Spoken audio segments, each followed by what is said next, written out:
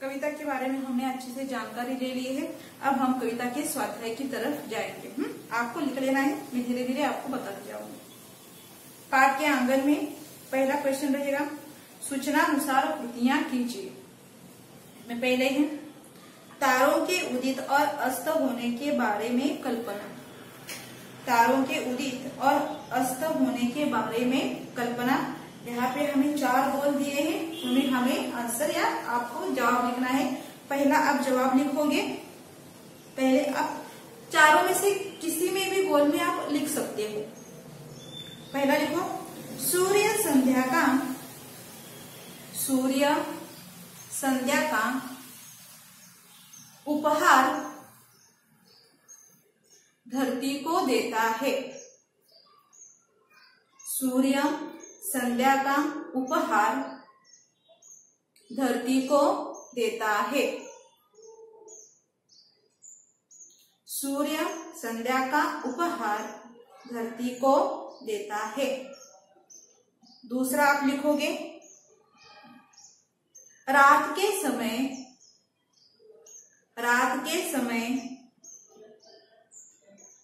ओस की बूंदें, रात के समय ओस की बूंदें चारों ओर बिखरते हैं। चारों ओर बिखरते हैं।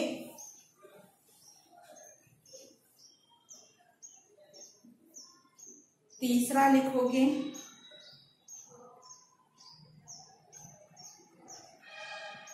रात और दोपहर के मध्य का समय प्रकृति को, रात और दोपहर के मध्य का प्रकृति को एक नया रूप देता है। एक नया रूप देता है। अंतिम वर्तु गोल में लिखोगे आप, सुबह सूर्य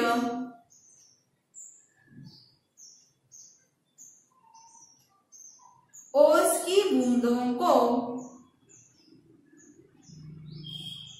सुबह सूर्य ओस की बूंदों को बटोर लेता है। बटोर लेता है। चारों फिर से बताती हूँ।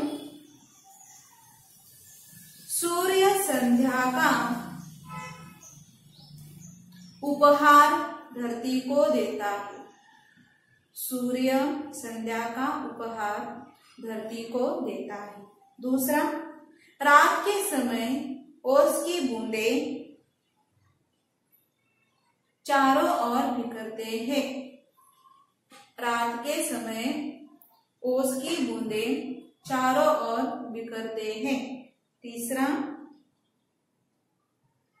रात और दोपहर के मध्य का समय, रात और दोपहर के मध्य का समय प्रकृति को नया रूप देता है।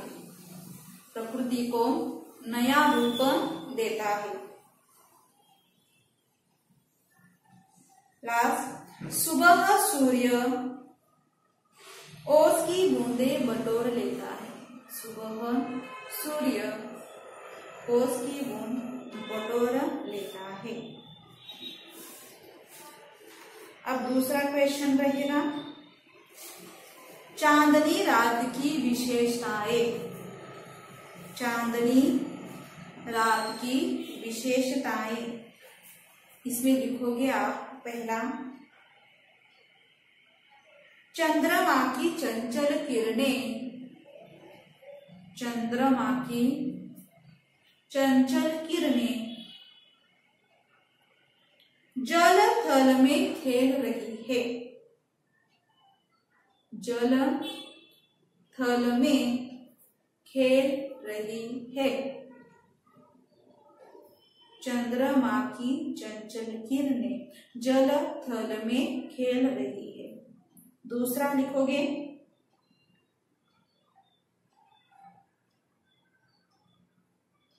धरती और आकाश में,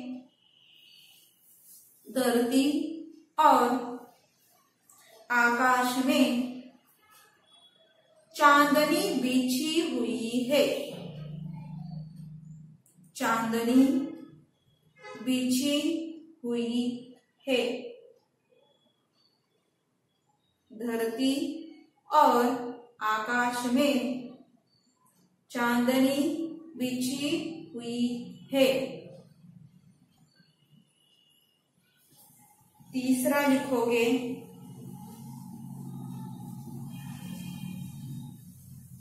हरी हरी घास की नोकों से, हरी हरी घास की नोकों से धरती अपनी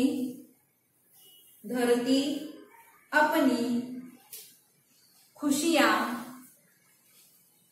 इजहार कर रही है।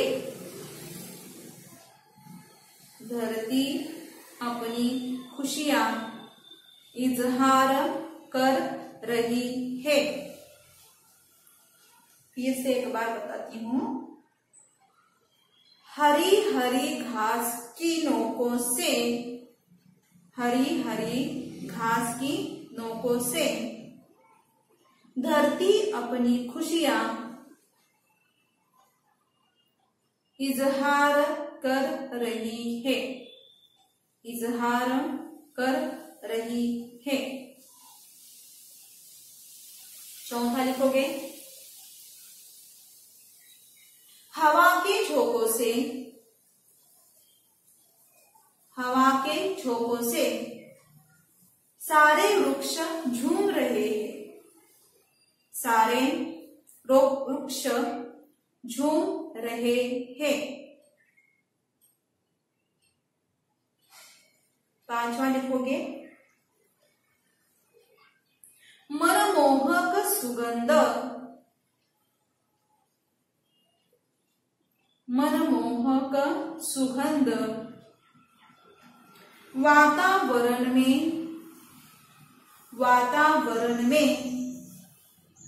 फैला हुआ है। वातावरण में फैला हुआ है। छठा लिखोगे, रात्रि के समय, रात्रि के समय धरती पर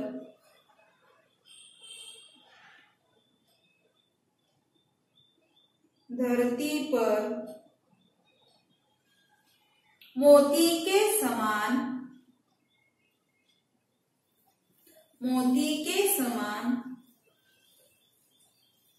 किरणें फैल चुकी है। फैल चुकी है। रात्रि के समय धरती पर मोती के समान किरणें फैल चुकी हैं। सातवां लिखोगे, सभी दिशाएं आनंदित है। सभी दिशाएं आनंदित है।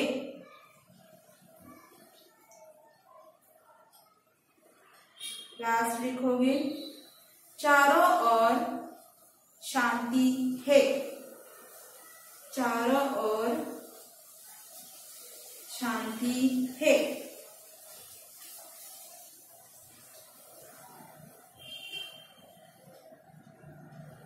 अगला दूसरा क्वेश्चन हमारा है, सवाल है, निम्नलिखित पंक्तियों का सरल अर्थ लिखिए। पहला है, चारों चंद्र डैश डैश झोंकों से। तो हमें क्या करना है, इसका अर्थ लिखना है। लिखो, मैं दे रही हूं आपको, लिखोगे। कवि ने इस पद्य में, कवि ने इस पद्य में प्रकृति की सुंदरता का, प्रकृति की सुंदरता का वर्णन किया है। कवि ने इस पद्य में प्रकृति की सुंदरता का वर्णन किया है। कंटिन्यू करोगे इसको। रात के समय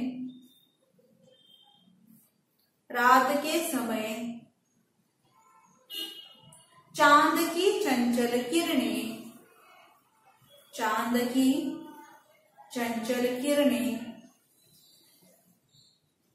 जल थल में खेल रही है, खेल रही है। पूर्ण विराम। पृथ्वी और आकाश में, पृथ्वी और आकाश में चारों ओर चांदनी फैली हुई है, चांदनी फैली हुई है। ऐसा प्रतीत होता है कि, ऐसा प्रतीत होता है कि हरी हरी घास के नोकों से, हरी हरी घास के नोकों से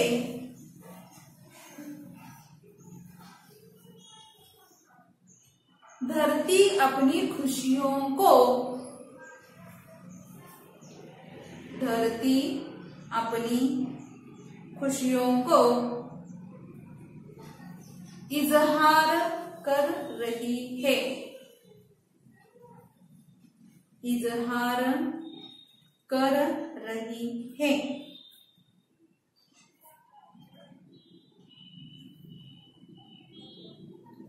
और मंद मंद, और मंद मंद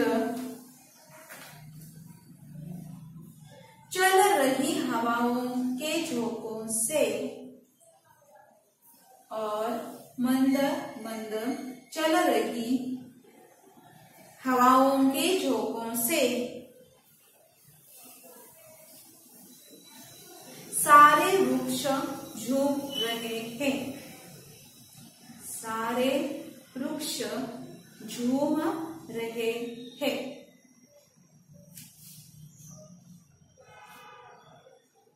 फिर से एक बार बताती हूँ आपको। कवि ने इस पद्य में प्रकृति की सुंदरता का वर्णन किया है। रात के समय की चंचल किरणें जलथल में खेल रही है। पृथ्वी और आकाश में चारों ओर चांदनी फैली हुई है। ऐसा प्रतीत होता है कि हरी हरी घास की नोकों से धरती अपनी खुशियां इजहार कर रही है, और मंद मंद पवन या हवा के झोंकों से सारे वृक्ष झूम रहे हैं। अब देखेंगे दूसरा। क्या भी स्वच्छ डैश डैश शांत और चुपचाप। देखेंगे चुप। कवि इस पद्य में कहते हैं कि, कवि इस पद्य में कहते हैं कि चांदनी रात में,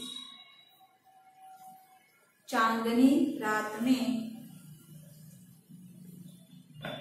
चारों ओर, चारों ओर स्वच्छ चांदनी, स्वच्छ चांदनी बिछी हुई है, बिछी हुई है। ऐसा लग रहा है कि, ऐसा लग रहा है कि यह रात थम सी गई है। थमना यानी रुक जाना। यह रात थम सी गई है।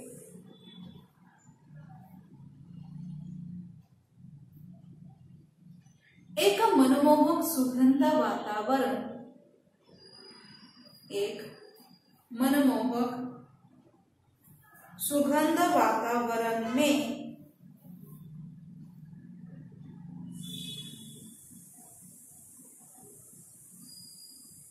फैली हुई है। एक मनमोहक सुगंध वातावरण में फैली हुई है। पूर्ण विराम। हर तरफ आनंद ही आनंद है। हर तरफ आनंद ही आनंद है।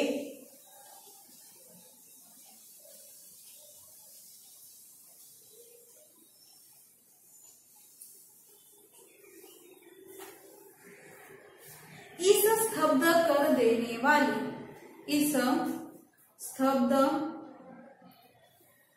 कर देने वाली सुंदरता का प्रभाव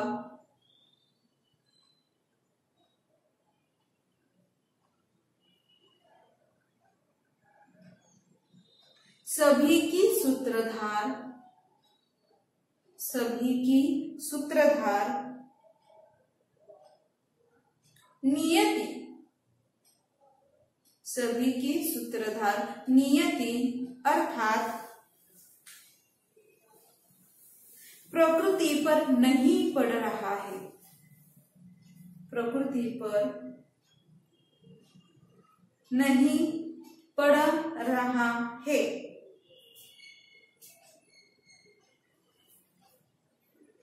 उसके क्रियाकलाप, उसके क्रियाकलाप एकांत भाव से, एकांत भाव से चुपचाप चल रहे हैं। चुपचाप चल रहे हैं।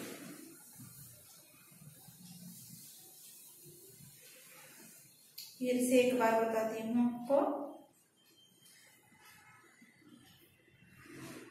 कवि इस पद्य में कहते हैं कि चांदनी रात में चारों ओर स्वच्छ चांदनी बिछी हुई है। ऐसा लग रहा है कि जैसे रात थम सी गई है। एक मनमोहक सुगंध वातावरण में फैली हुई है। एक मनमोहक सुगंध वातावरण फैली हुई है। हर तरफ आनंद ही आनंद है। इस स्तब्ध कर देने वाली सुंदरता का प्रभाव सभी की सूत्रधार नियति अर्थात प्रकृति पर नहीं पड़ रहा है। उसके क्रियाकलाप एकांत भाव से चुपचाप जारी है। एकांत भाव से चुपचाप जारी है।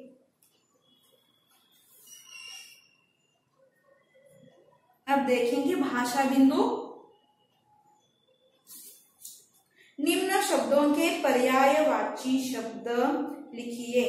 पर्यायवाची यानी समानार्थी, एक ही अर्थ होने वाले जो शब्द हमें दिया जाता है ना, उसका एक ही अर्थ, मराठी में हम उसे बोलते हैं समानार्थी शब्द। पर्यायवाची यानी समानार्थी शब्द। पहला शब्द है हमारा तरु। तरु के लिए लिखोगे, 3 कॉलम दिए हैं, उसमें लिखोगे फर्स्ट वृक्ष, दूसरा रहेगा पेड़, तीसरा रहेगा विटप। विटप फिर से बताती हूं, तरुका, वृक्ष, पेड़, विटप। दूसरा हमारा शब्द है वसुंधरा।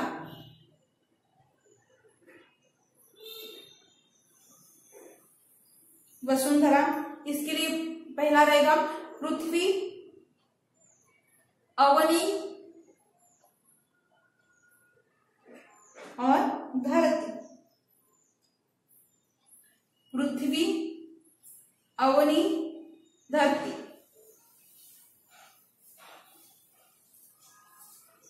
तीसरा शब्द है चंद्र। चंद्र, पहला शब्द रहेगा चंद्रमा,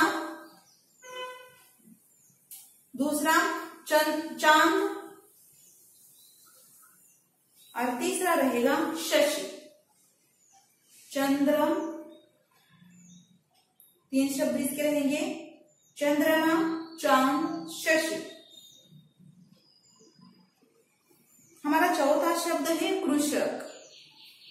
चौथा शब्द है कृषक। पहला लिखोगे किसान। किसान। दूसरा लिखोगे आप भूमिपुत्र। भूमिपुत्र। तीसरा लिखोगे कृषि जीवी। तीसरा लिखोगे कृषि जीवी। फिर से कृषक के 3 शब्द रहेंगे, किसान, भूमिपुत्र, कृषिजीवी।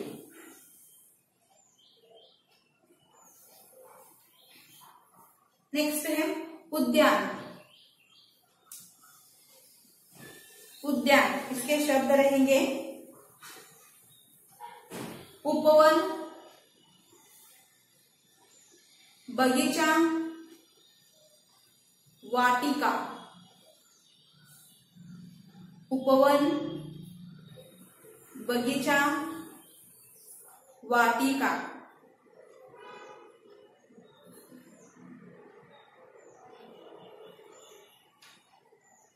लास्ट शब्द है अरण्य।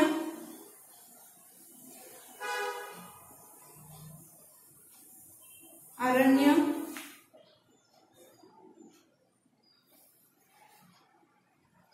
लिखोगे इसमें वन,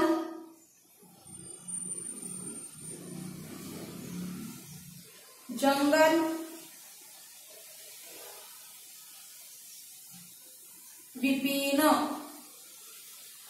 वन, जंगल, विपिन।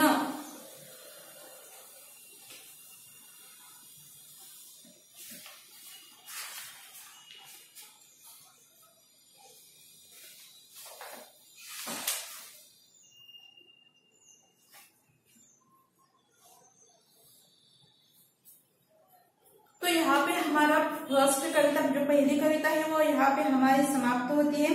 पहले कविता के हमने कठिन शब्द देखे हैं, ठीक तरह से उसको अच्छी तरह से समझाया है और स्वाध्याय के बारे में भी हमने यहाँ पे चर्चा की है।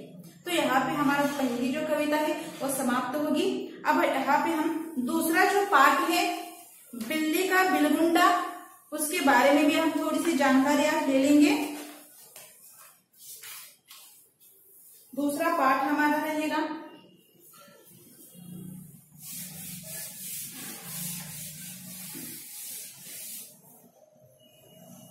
बिल्ली का बिलगुंडा।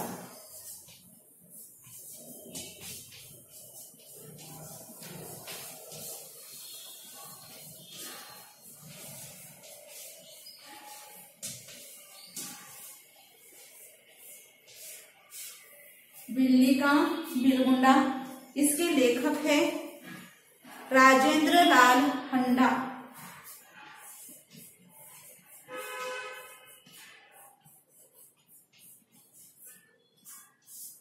राजेंद्र लाल हंडा।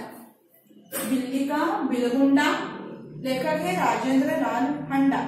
पहले इसके कठिन शब्द देखेंगे हम।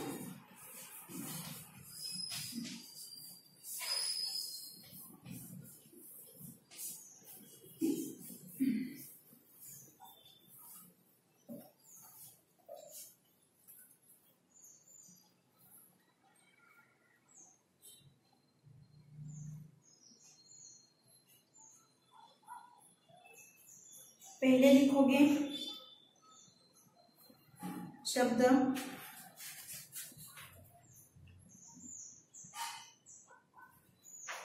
घपले में पड़ना। घपले में पड़ना।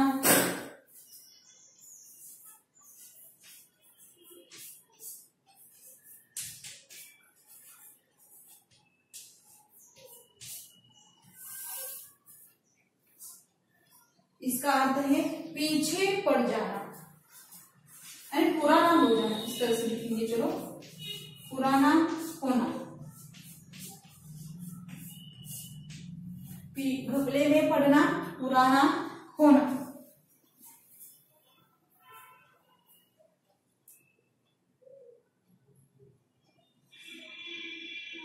एक न चलना।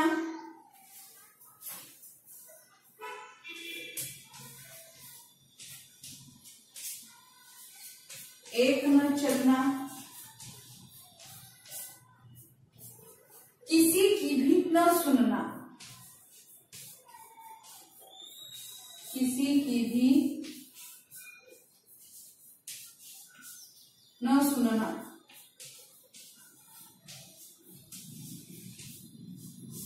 किसी की भी न सुनना।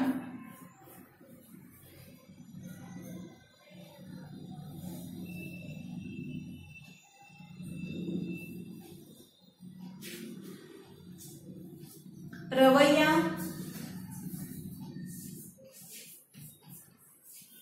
रवैया यानी स्वभाव। रवैया स्वभाव।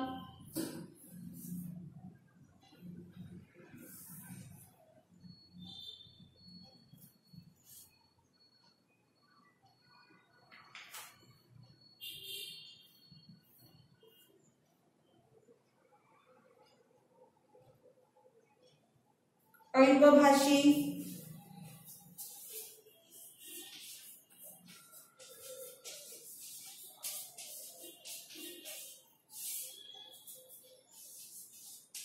कम बोलने वाला।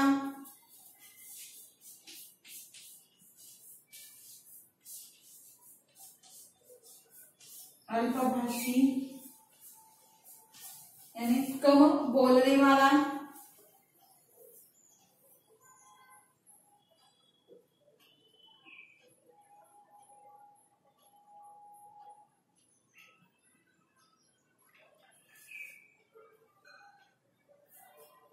सुराग।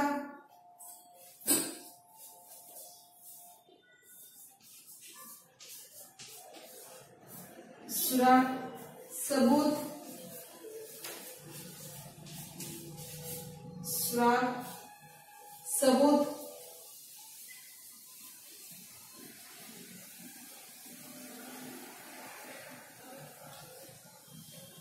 अगला शब्द रहेगा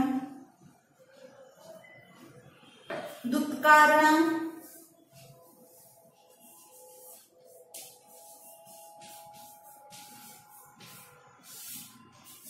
दुत्कारणा तिरस्कार करना।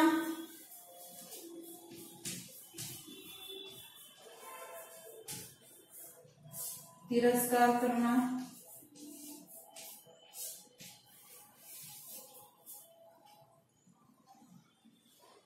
अगला शब्द रहेगा कारगर।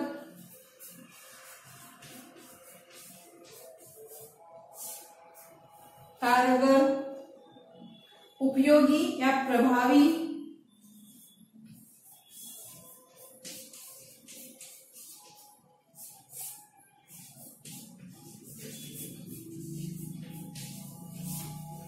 उपयोगी या प्रभावी। मसखरा, अगला शब्द रहेगा मसखरा, हंसाने वाला।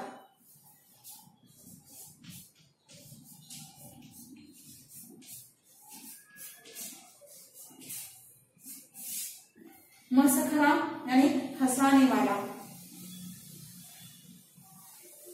अगला शब्द रहेगा गिरोह।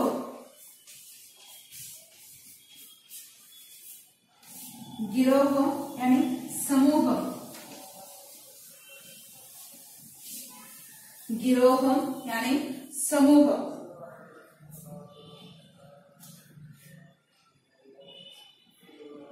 लास्ट शब्द रहेगा चुनाचे। चुनाचे इसलिए।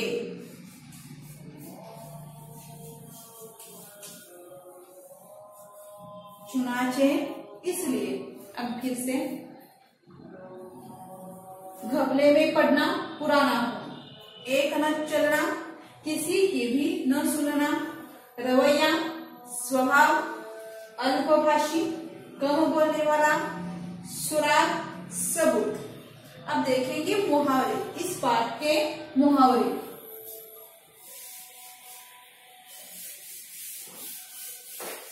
ये दो फिर से मुहावरे ही होंगे।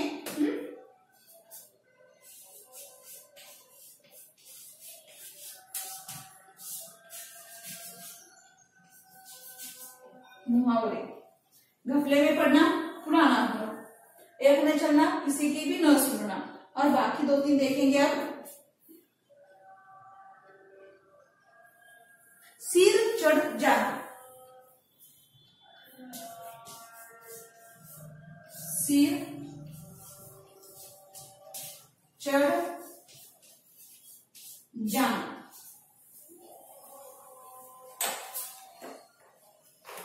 जाना, इसका अर्थ रहेगा खुली छूट देना। खुली छूट देना।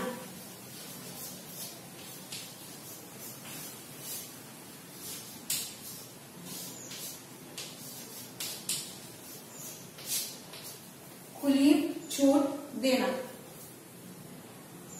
अगला शब्द रहेगा टूट पड़ना।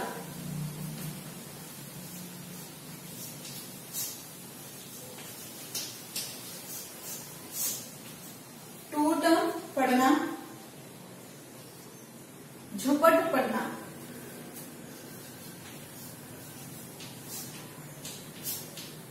झपट पड़ना, टूट पड़ना, झपट पड़ना। अगला शब्द रहेगा व्यस्त होना। मुहावरा रहेगा व्यस्त होना।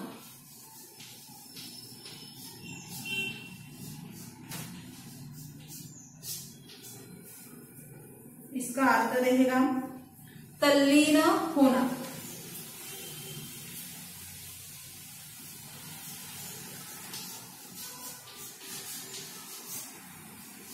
तल्लीन होना, व्यस्त होना, तल्लीन होना।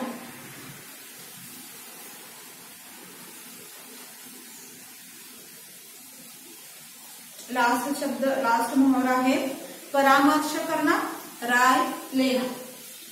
यहाँ पे लिखती हूँ जो आपके टेक्स्ट बुक में है, पहले से पाठ्य पुस्तक में है।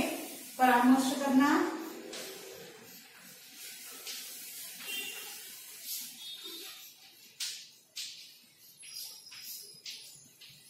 राय लेना। लेना। इतने आपके पाठ के मुहावरे रहेंगे। घपले में पड़ना, बुरा ना होना, एक न चलना, किसी की भी न सुनना, सिर चढ़ जाना, खुली छूट देना, टूट पड़ना, झपट पड़ना, व्यस्त होना, तल्लीन होना, परामर्श करना, राय लेना। अब हम जाएंगे हमारे पाठ की ओर।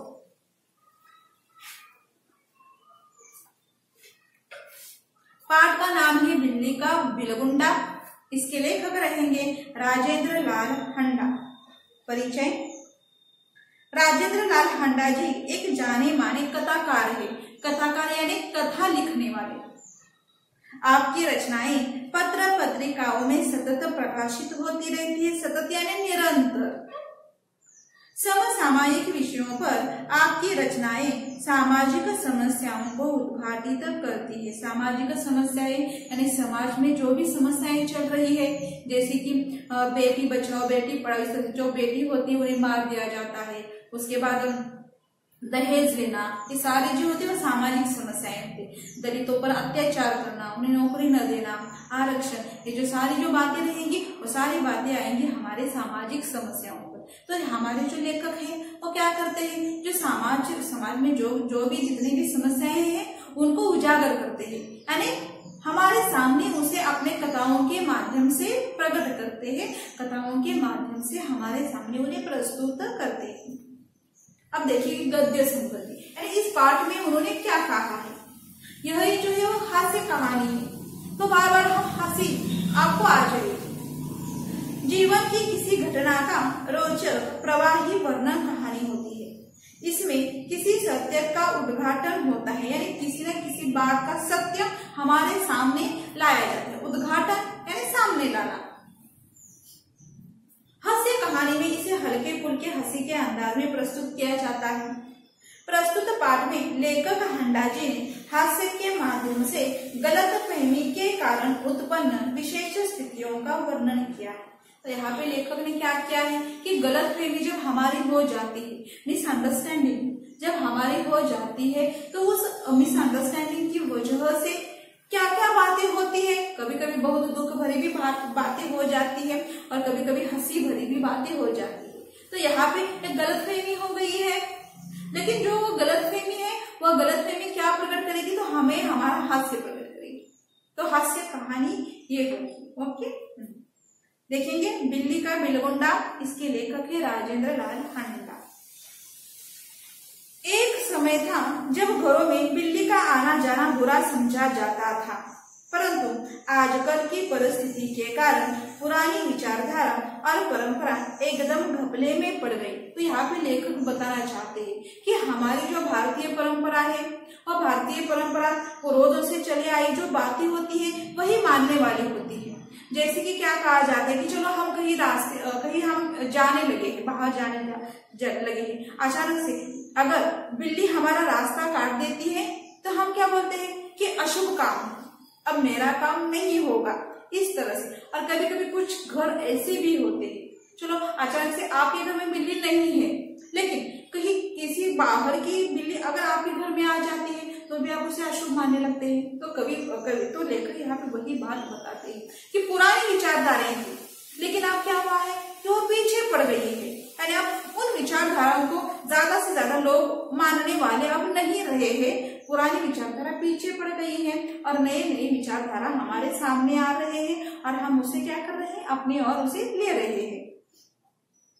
घपले में पड़ना यानी पुराना हो जाना, पीछे पड़ जाना।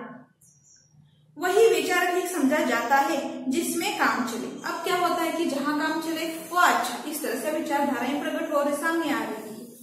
पिछले दिनों हमारे घर में बहुत चूहे हो गए थे। उन्हें घर से निकालने के बहुत यानी बहुत ज्यादा प्रयत्न किए गए, हमारी एक न चली। तो क्या है कि किसी की भी न सुनना ये भी रहेगा। तो यहाँ पे क्या है कि जो लेखक है, लेखक के घर में बहुत ज्यादा चूहे हो गए थे और लेखक के घर के सदस्यों ने उन चूहों को बाहर निकालने का काम किया था, लेकिन फिर भी वहां पे किसी की भी नहीं चली है। उन चूहों ने किसी का भी सुनना नहीं माना है, यानी पूरे घर में चूहे इधर उधर घूमते ही रहते थे। इतने सारे चूहे लेखक के घर में हो गए थे। उन्हें घर से निकालने के बहुत तरह प्रयत्न किए गए। हमारी एक न चली। आटे और अनाज के लिए लोहे के ढोल बनवाए गए। तो चूहे जो होते हैं वो चूहे पेपर खाते हैं। जो हमारे घर में अनाज होता है उनमें नाचते हैं, उन्हें खाते हैं। तो इसलिए क्या किया था, लेखक के जो घर वाले थे उन्होंने क्या किया था, लोहे के ढोल यानी लोहे के डिब्बे बनवाए थे। क्यों बनवाए थे लोहे के बड़े बड़े डिब्बे, ताकि उसमें अनाज या धन धान्य जो भी हो उसमें सेफ सुरक्षित रह सके, इसलिए लोहे के ढोल बनवाए थे। यह उपाय कुछ दिनों तक कारगर रहा, कुछ दिनों तक ही प्रभावी रहा। कारगर यानी प्रभावी। तो जैसे ही लोहे के ढोल बनवाए गए, कुछ दिन, सिर्फ कुछ दिन अनाज ठीक ठाक रहने लगा, लेकिन फिर से चूहों ने अपना काम करना शुरू कर दिया था। परंतु आग बचाकर चूहे इन ढालों में भी घुसने लगे। और चलो जैसे ही कुछ हमारे घर में जब मम्मी होती है तो घर में कुछ चावल शाम को जब रात समय या सुबह को जब हम चावल बनाते हैं तो क्या करते हैं, हम टीन का जो डब्बा होता है उसका जो होता है ऊपर का टीन लीड वो निकाल देते हैं। और जैसे ही अगर यहाँ पे कुछ इधर उधर देखने लगते हैं तो चूहे क्या करने लगे, उस लोहे के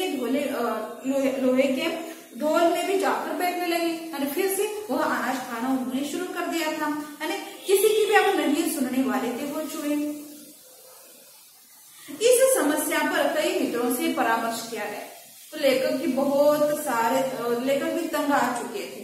तो उन्होंने क्या किया है, तो अपने मित्रों से राय लेना, अपने मित्रों की ओपिनियन लेना उन्होंने शुरू कर दिया है। परामर्श करना यानी एक दूसरे से बातचीत करके राय लेना। आखिर यह फैसला हुआ कि घर में एक बिल्ली पाली जाए। इस प्रस्ताव पर किसी को आपत्ति न थी और राय में परामर्श करने के बाद एक बात सामने आ गई है कि वह बात कौन सी है कि घर में अब एक बिल्ली आनी ही चाहिए। तो बिल्ली क्यों लाने के लिए कहा गया था, तो चूहों का सफाया करने के लिए बिल्ली का प्रवेश अब लेखक के घर में होने वाला है। चुनाचे यानी इसलिए एक बिल्ली लाई गई। तो अब लेखक के घर में बिल्ली का प्रवेश हो चुका है। उसकी खूब खातिर होने लगी।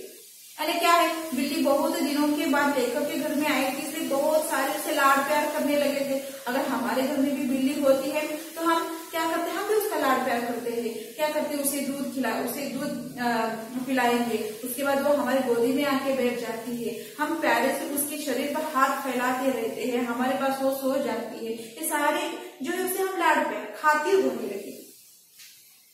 कभी बच्चे दूध पिलाते, कभी रोटी देते। तो घर में जो जितने भी लेखक के घर में जो बच्चे तो क्या करते थे, उसे रोटी खाने के लिए देते थे, उसे दूध पिलाते रहते थे। उसने विधि पूर्वक चूहों का सफाया शुरू कर दिया। और जिस काम के लिए बिल्ली को लेखक के घर में लाया था, और वो क्या हुआ है, अब धीरे धीरे बिल्ली क्या करने लगी है, चूहों को अब उसने खाना शुरू कर दिया है। यानी जिस काम के लिए बिल्ली पर आया था वही काम अब बिल्ली कर रही है। बिल्ली प्राय यानी सुबह सब लोगों की थाली से झूठन खाती, इसलिए इसका कोई खर्चा भी नहीं था। तो क्या करती थी बिल्ली, चूहे तो खाती थी, साथ ही साथ जो भी रहते थे थाली में, जो भी झूठन था और झूठन भी हर रोज खाने लगी थी। इसलिए कुछ एक्स्ट्रा कुछ लाने की कोई जरूरत उसके लिए नहीं थी। जो भी झूठन था, दूध था, रोटी थी, यानी घर में जितनी भी खाने की सामग्री थी उस सामग्री से बिल्ली खाती थी और आराम से अब रहने लगी थी। 2 महीने बाद वह समय आ गया जब हम चूहों को तो भूल गए पर बिल्ली से तंग आ गए। तो 2 महीने पूरे हो चुके। 2 महीनों में क्या किया है बिल्ली ने, तो पूरे चूहों का सफाया कर दिया है। यानी घर में जितने भी चूहे थे उन चूहों को उसने खा लिया है। लेकिन अब बिल्ली से तंग आ गई। शायद अब बिल्ली परेशान करने लगी है। किन्हें, तो घर के जो सदस्य थे उन्हें। देखेंगे किस तरह से वो परेशान करने लगी है। यह बिल्ली खाने में भी कम नहीं और हमने सोचा चूहे तो खा लो, अनाज ही खाते थे, कम से कम परेशान तो नहीं करते थे। यह बिल्ली खाने में भी कम नहीं और हमें कम भी करती रहती है। उसके प्रति हमारा व्यवहार बदल गया है और धीरे धीरे क्या हो गया है, तो चूहे तो अनाज खाते थे और कहीं भी बैठ जाते थे, लेकिन इस बिल्ली ने क्या किया है, तो अपना स्वभाव को ही उसने बदल दिया है। किस तरह का स्वभाव में उसका बदलाव आ गया है, अब वो देखेंगे चलो। बिल्ली भी कभी कम समझदार जानवर नहीं है। जो शेर के काबू में नहीं आई, वह हमसे कैसे मौत खा जाती। तो यहाँ पे कवि लेखक हमें समझाना चाहते कि बिल्ली जो होती है वह बहुत ही समझदार होती है। उसे क्या कहा जाता है, शेर की मौसी कहा जाता है। तो जो शेर के हाथ में नहीं आ सकती वह हमारे हाथ में कैसे आएगी। यानी बहुत ही समझदार जो जानवर होता है, वह जानवर कौन सा है, तो वह जानवर बिल्ली है, ऐसे लेखक कहते हैं। उसने भी अपना रवैया बदल दिया। हमारे आगे पीछे करने की बजाय वह रसोई के आसपास कोने में दुबक कर बैठ जाती। अब उसका स्वभाव, किसका, बिल्ली का स्वभाव अब बदल गया है। तो पहले बिल्ली क्या करती थी, चूहे खाती थी, घर में जो भी जूठन था, रोटी थी, दूध थी, यानी जो भी घर के सदस्य उसे देते थे वह खाती थी और चुपचाप बैठती थी। लेकिन 2 महीने हो चुके हैं, 2 महीने के बाद उस बिल्ली का स्वभाव ही बदल गया है। अब वो क्या करती है, अब वो किसी के पास नहीं बैठती है, तो क्या करती है, रसोई घर में चुपचाप एक जगह पे बैठती है। आपको तो पता ही है कि रसोई घर में बहुत सारा खाने की सामग्री होती है, बहुत सारी होती है, कुछ ना कुछ हमारे घर में बहुत खाने को मिलता ही है। तो वो खाने के लिए अब वो क्या करने लगी, रसोई घर में अब दुबक कर बैठ गई है। जो मौका लगता मजे से सो जी में आता था। और क्या करता था, अगर हमारे रसोई घर में कोई नहीं है तो क्या करती थी, जाती थी, जो पतीला होता है, जो भी हम खाने की सामग्री जो भी बनाते हैं, उस साइड में क्या करने लगी थी, अब मुंह लगाती थी, यानी झूठा कर देती। शायद चलो अब गैस पर शेडी पर दूध है तो जाएगी, उस दूध के पतीले में मुंह डालेगी। अगर रोटी को हमने ऐसी ही खुली छोड़ रखी है तो जाएगी रोटी खा लेगी। इस तरह से अब उसने काम करना शुरू कर दिया है। मजे से जो में खाता आती खाती, इस तरह चोरी करते बिल्ली का कई बार पकड़े गए। तो बिल्ली अब क्या करने लगी थी, तो खाने की चोरी कर रही थी। एंड जो भी खाना था वो अब जाती थी और उसमें अपना झूठन वाला मुंह उस पतीले में वो डालकर खाते थे। धीरे धीरे उसने चोरी करना शुरू कर दिया। एक दिन सुबह उठते ही मैं रसोई में कुछ लेने गया, देखता हूँ कि कड़े हुए दूध का दही जो रात में बड़े चाव से जमाया गया था, बिल्ली खूब मजे से खा रही थी। और एक दिन अचानक क्या हुआ कि सुबह जैसे ही लेखक अपने रसोई घर में गए हैं, वहां पे दही लगाया था। दही एक पतीले में लगाया हुआ था और बिल्ली क्या कर रही थी, तो जो बिल्ली है वो बिल्ली चोरी कर रही थी। यानी किस तरह से वह दही जो है वो दही खा रही थी। यानी पहले क्या करती थी, पहले मजे से रहने वाली बिल्ली, यानी इसको खूब लाड़ प्यार करते थे, बिल्ली का खूब लाड़ प्यार करते थे। लेकिन अब क्या हुआ है, तो अब यह जो बिल्ली है, ये बिल्ली अब चोरी करने लगी है। तो यहाँ पे ही हम देखेंगे, तो यहाँ पे फिर से एक बार कि लेखक के घर में बहुत सारे चूहे हो गए थे। प्रयत्न किए जा रहे थे, प्रयास किए जा रहे थे कि किस तरह से इस चूहों से छुटकारा पाया जाए। लेकिन जैसे ही धीरे धीरे उन चूहों की संख्या बढ़ने लगी, तो लेखक ने क्या किया है, लेखक ने एक घर में बिल्ली ला के रखी है। और बिल्ली क्या पहले लाड़ प्यार सब करते थे, लेकिन धीरे धीरे बिल्ली ने क्या किया है, चोरी करना शुरू किया है। जो नेक्स्ट है वो हम अगले वीडियो में देखेंगे।